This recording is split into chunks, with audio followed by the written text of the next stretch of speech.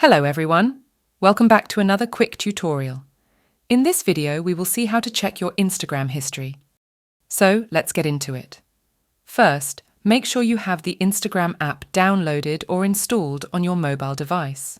If not, head over to the App Store for iOS or Google Play Store for Android and download it. Once you have the app installed, open the Instagram app on your mobile device. Go to your profile by tapping the profile icon in the bottom right corner. Tap the 3 horizontal lines in the top right corner to open the menu. On the menu page, tap on the Your Activity option under the How You Use Instagram section. Scroll down to find the Account History option and then tap on it. This action will show you a list of all the changes made to your account, including bio updates, username changes and more. And there you have it. If you found this video helpful, don't forget to subscribe to our channel for more tutorials. Thanks for watching.